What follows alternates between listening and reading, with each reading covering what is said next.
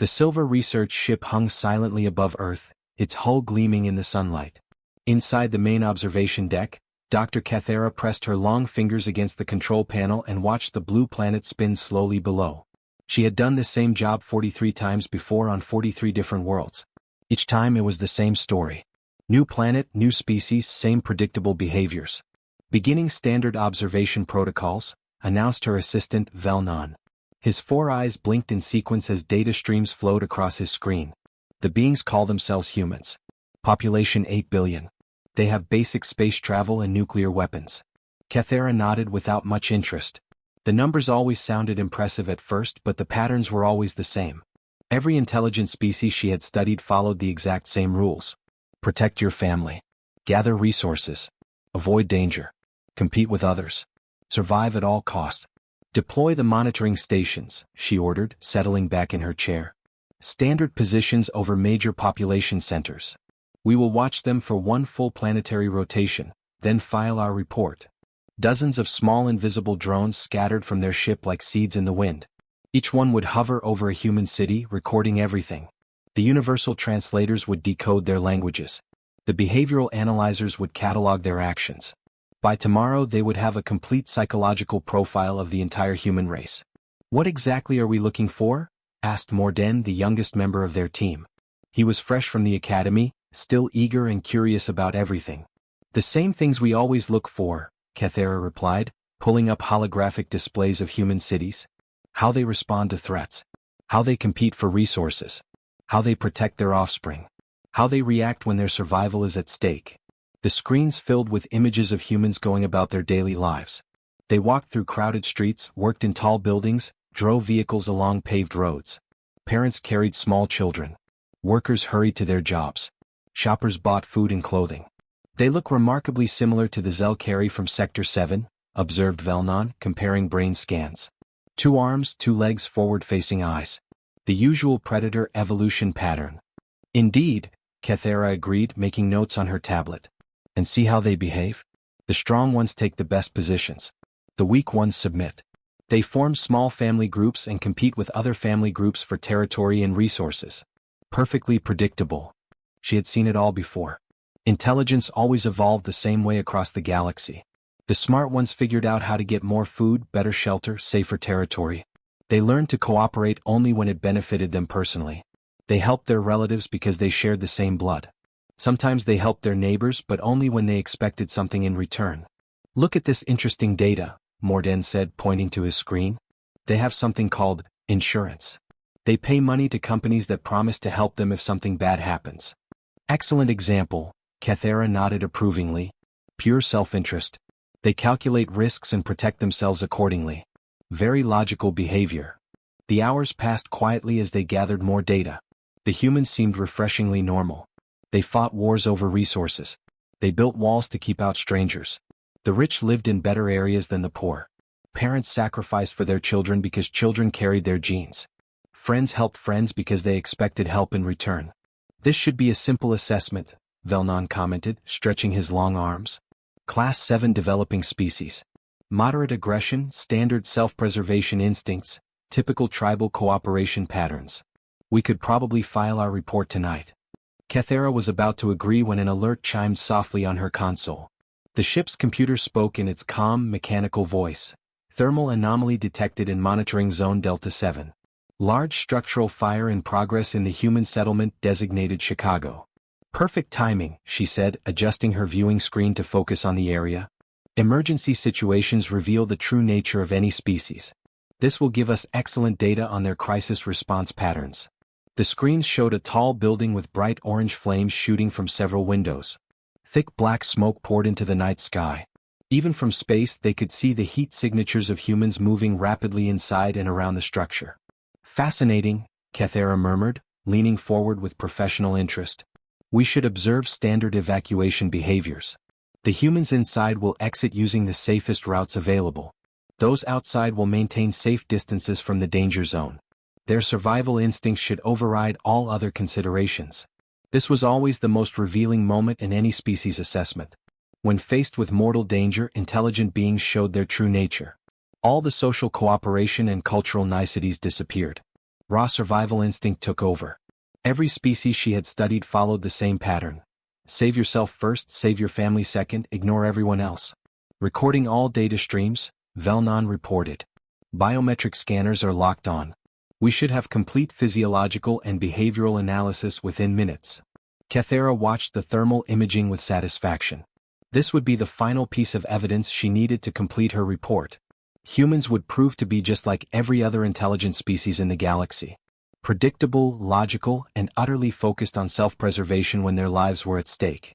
She had no way of knowing that in the next few minutes, everything she thought she understood about intelligent life would be completely shattered. The fire burned brighter and the humans began to move. But they were not moving in the direction that any rational being should move. They were not following any pattern that existed in the Confederation's vast database of behavioral models. They were about to witness something that would challenge the very foundations of galactic science. The apartment building in Chicago exploded into flames at exactly 3:47 in the morning. Dr. Kathera watched from her ship as the fire spread quickly through the 12 floors. Orange light danced in the windows while thick black smoke poured into the dark sky. "Perfect," she said, adjusting the viewing screen for a better look. "This will show us how humans really behave when death is near. All species act the same way during emergencies." The first part happened exactly as she expected. Humans poured out of the burning building like water from a broken dam. They ran down stairways and climbed down metal fire escapes. Many wore only thin nightclothes and carried crying children. Some grabbed bags and boxes as they fled. Their heat signatures showed elevated heart rates and stress hormones flooding their systems. "Standard panic response," observed Velnon, recording the data. "They understand the danger and are fleeing to safety. Very logical behavior." But then something happened that made Kathera blink her large eyes in confusion. Instead of continuing to run away from the building, some of the humans stopped. Then they turned around.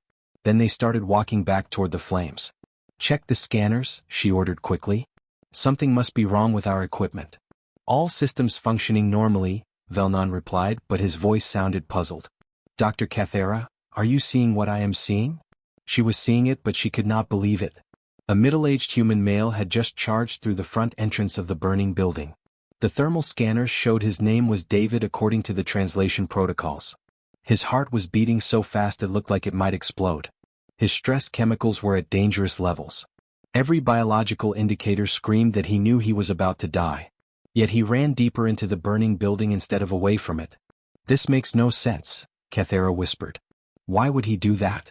Her question was answered when David emerged minutes later carrying an unconscious elderly female. He handed her to other humans outside, took 3 deep breaths of clean air, and then ran back into the flames again. "Equipment malfunction," Velnon declared firmly. "It has to be. No intelligent being would behave this way." But their equipment was working perfectly. The scanners tracked a human female named Lisa as she climbed up the outside fire escape toward the upper floors instead of down toward safety. Flames licked at her clothes.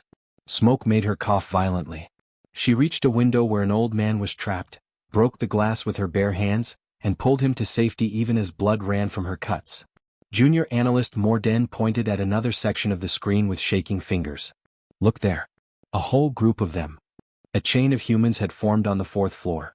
They passed unconscious victims from hand to hand, moving them toward the fire escape. The humans at the front of the chain were closest to the flames. They should have run to safety first. Instead, they stayed in the most dangerous positions to help strangers escape. "Run full biometric analysis on all subjects," Kathera ordered, her voice sharp with disbelief. "I want to know if they are under the influence of chemicals or suffering from mental illness." The results appeared on her screen moments later. The humans were completely sane and sober. Their fear responses were normal. Their understanding of danger was perfect. They knew exactly how much risk they were taking. And they kept doing it anyway. A human male called Mark, who worked as a teacher according to their database, carried out an entire family of strangers. The mother, father, and 2 small children were all unconscious from smoke. Mark made 4 separate trips into the building to get them all. On his 5th trip, trying to find more victims, the smoke finally overcame him. He collapsed on the stairs and died. "He killed himself," Kathera said in shock. "He eliminated his own genetic line to save people who share no DNA with him.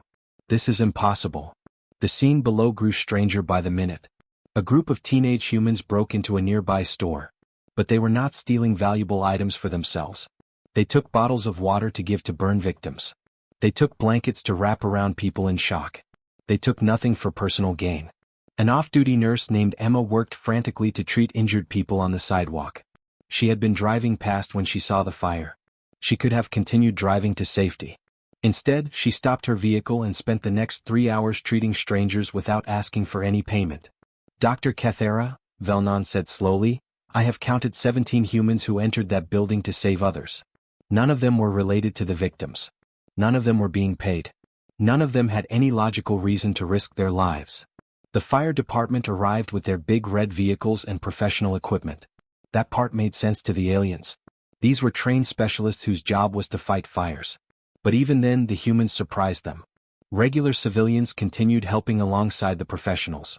They did not leave the dangerous work to trained experts. They stayed to help however they could. When the last victim was pulled from the building, the aliens sat in stunned silence. 3 humans had died trying to save strangers. 14 more were seriously injured. The local hospital treated dozens of humans who had risked their lives for people they had never met before. Run the analysis again, Cathera ordered quietly. All of it. Check every sensor. Recalibrate every scanner. There must be an explanation. But she was beginning to suspect that the explanation would challenge everything she thought she knew about intelligent life. Either their equipment was completely broken, or they had just witnessed something that should be scientifically impossible. A species that would run into burning buildings to save complete strangers. For 3 full days, Dr. Cathera did not sleep. She ran every test the ship's computers could perform. She checked every sensor twice, then 3 times, then 4 times. Every single piece of equipment worked perfectly. The data from the Chicago fire was completely accurate. The humans had really done what the recordings showed. They had really run into a burning building to save strangers. I have reviewed the incident 847 times, reported Velnon, looking tired and confused. His 4 eyes were red from staring at screens for too long. The biological readings are clear. Those humans were terrified. Their hearts were racing. Their stress chemicals were at dangerous levels. They knew they might die. But they went in anyway, Cathera finished the sentence, rubbing her temples where a painful headache was growing. This should not be possible. She had contacted Dr. Zenthor, the most famous behavioral expert in the galaxy. He lived on the Central Science World and had studied over 100 different species. His response to her data had been short and dismissive. Your equipment is broken, he had written back. Fix your scanners and try again. No intelligent species exhibits suicidal behavior toward unrelated individuals. But Cathera knew her equipment was not broken, so she made a decision that changed everything. Instead of looking at just one incident, she expanded their observations to cover the entire planet Earth. Deploy all remaining monitoring stations, she ordered. I want eyes on every major human population center. If this behavior is normal for them, we will see it again. What they found over the next week made the Chicago fire look small and simple. In London, a massive vehicle accident happened on a busy highway. Multiple cars crashed together and one large truck flipped upside down. Fuel was leaking everywhere, creating a serious explosion risk. The logical response would be for nearby humans to evacuate the area immediately. Instead, they ran toward the wreckage. A construction worker named James crawled inside the overturned truck to pull out the unconscious driver. A nurse named Emma held the injured man's head steady while fuel pooled around her knees. Neither of them knew the victim. Both understood they could be killed in an explosion at any moment. More data from Station Delta 5, Morden announced, his voice filled with amazement. A small human child fell off a ferry boat in New York Harbor. The water temperature is near freezing. Hypothermia would kill an adult human within minutes. Cathera watched in disbelief as 6 different adults jumped into the icy water to save the child. They did not know the child or the child's family. They dove into water that could kill them to save one small stranger. Station Alpha 3 is reporting from Tokyo, Velnon added. Building collapse from an earthquake. The structure is still unstable. Aftershocks could bring down more debris at any moment. On the screen, dozens of humans were digging through broken concrete and twisted metal with their bare hands. They ignored warnings from safety experts. They ignored the danger of more collapse. They dug frantically to find survivors buried in the rubble. Cathera felt her understanding of the universe cracking like ice in warm water. Every monitoring station reported similar incidents. Humans rushing toward danger to help strangers. Not occasionally, as might happen with a few unusual individuals, but constantly. Predictably. as if this behavior was completely normal for their species. She opened a communication channel to the Central Research Authority, the most important scientific institution in the galaxy. Dr. Yelkar appeared on her screen. He was old and wise and had studied intelligent life for over 2 centuries. Dr. Kethera, he greeted her with a kind smile. I hear you are having technical difficulties with your Earth assessment. Equipment problems can be frustrating, but a simple recalibration should solve everything. The equipment is working correctly, she interrupted. Dr. Yelkar, I believe we have discovered something that challenges everything we thought we knew about intelligent behavior. His smile faded. Explain. For the next hour, Kethera showed him everything. Videos of humans risking their lives for strangers. Biometric proof that they understood the dangers. Statistical analysis showing this behavior happened in every human culture around the planet. Dr. Yel_Kar watched in complete silence. When the presentation ended, he sat quietly for several long minutes. Finally, he spoke in a whisper. Dr. Kethera, what you are describing is theoretically impossible. Every intelligent species we have studied follows logical self-preservation principles. Even cooperative behaviors ultimately serve selfish genetic or social purposes. I know, she replied. That is why I need your guidance. Either we are witnessing a completely new form of consciousness, or we need to rewrite our basic understanding of how intelligence develops. The old scientist stared at the frozen image on his screen. It showed a human firefighter carrying an unconscious stranger out of a collapsed building. The firefighter's own leg was badly injured, but he had not stopped to treat his wound. He had focused completely on saving the other person first. Continue your observations, Dr. Yelkar ordered finally. But I am sending additional research teams immediately. If your findings are correct, this discovery will change everything we thought we knew about sentient life. As the transmission ended, Kethera looked down at the blue planet below. Somewhere on that world, humans were living their normal lives. They went to work, raised their children, and complained about traffic jams, completely unaware that they had just shattered the scientific foundation of galactic civilization. They had no idea that their simple willingness to help strangers was about to revolutionize how an entire galaxy understood the nature of consciousness itself. The implications were staggering, and terrifying, and wonderful. 3 more research ships arrived within 7 days, each carrying teams of the galaxy's best scientists. Dr. Kethera found herself leading the largest xenobiological investigation in Confederation history. Ships from 12 different worlds orbited Earth, all trying to understand what they had started calling the human mystery. Expand the search, ordered Dr. Yelkar through the communication system. If this rescue behavior exists, there must be supporting structures in their society. Look deeper into how they organize themselves. What they discovered made the burning building incident seem almost normal by comparison. Dr. Morden had been studying human institutions for days without sleep. His report made the entire research team sit in stunned silence. They have built entire careers around risking their lives for strangers, he announced. Firefighters, paramedics, police officers, soldiers, search and rescue workers. Humans voluntarily choose jobs where they might die protecting people they have never met. It gets worse, added Dr. Silera from one of the newly arrived ships. They celebrate this behavior. Humans who die saving strangers become heroes. Their societies build stone monuments to honor them. They teach their children stories about people who sacrificed everything for others. Kethera reviewed the endless streams of data flowing in from hundreds of monitoring stations. The evidence was overwhelming and deeply disturbing. Humans did not just risk their lives in emergencies. They had created systematic ways to help strangers every single day. Blood donation centers where humans gave their blood to hospitals for people they would never meet. Organ donor programs where humans promised to give parts of their own bodies to save strangers after they died. Volunteer fire departments where humans worked dangerous jobs without any payment at all. Look at this data from Mumbai, Velnan announced, highlighting information from their Indian monitoring station. During monsoon flooding, a human male named Robert dove into rushing water to save people trapped in cars. He rescued 6 strangers before the current swept him away and he drowned. From an evolutionary perspective, this makes no sense, declared Dr. Zentera, the galaxy's leading expert on how species develop over time. Her image appeared on their communication screen from the Central Science Academy. Altruistic behavior toward relatives can be explained by shared genetics. Limited cooperation within social groups makes sense for mutual benefit.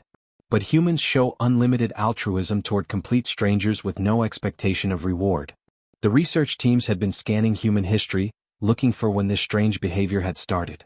Dr. Killarn, an expert in studying ancient civilizations, delivered news that made everything even more confusing. "This is not a recent development," he reported grimly.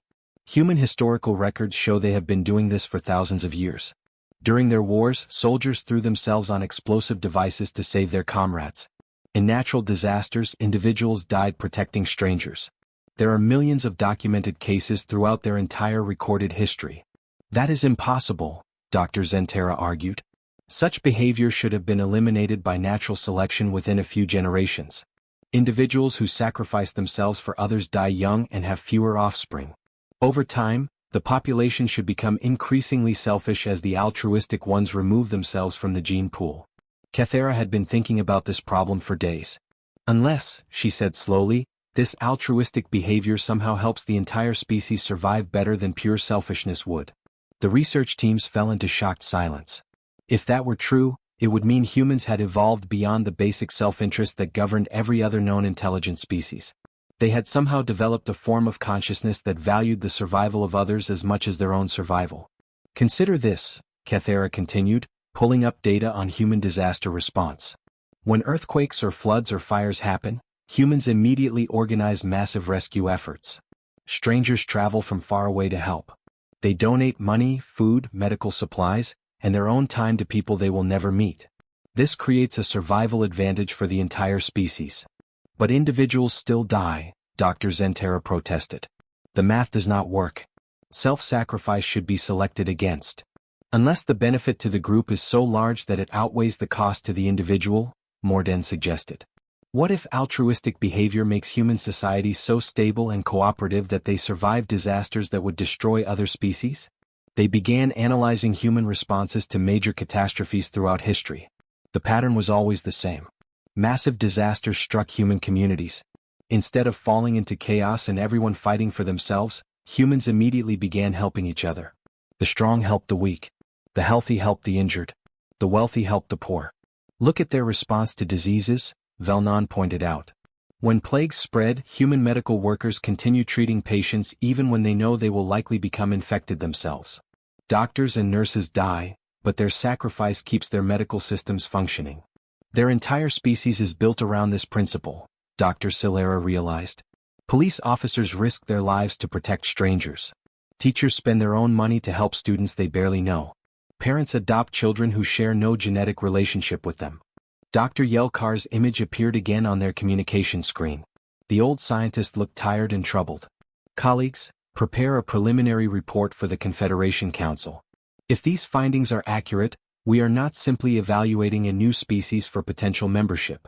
We may be looking at an entirely new form of intelligent life." As Kathera began drafting the most important scientific report in galactic history, she realized they had discovered something that would change everything. Humans had somehow evolved beyond the selfishness that every other intelligent species considered natural and inevitable. They had become something unprecedented in the galaxy, a species that genuinely cared about the welfare of strangers as much as they cared about their own welfare. The question now was whether the rest of the galaxy was ready for such a revolutionary discovery. Dr. Kathera stood in the Great Assembly Hall on Centauri Prime, facing the most powerful leaders in the galaxy. 300 different worlds were represented in the enormous circular chamber. Each delegate wore the traditional robes of their species, creating a rainbow of colors and shapes that stretched as far as she could see. She had given scientific presentations many times before, but never like this. Never with stakes this high. Never with information that could change how every civilization in the galaxy thought about consciousness itself. "Honored delegates," she began, her voice carrying clearly through the translation systems. "After 6 months of intensive study involving 12 research vessels and 47 specialists, I present our findings about the species called humans from planet Earth." The massive holographic display behind her lit up with the footage that had started everything. Ordinary humans running into the burning Chicago apartment building to save strangers they had never met.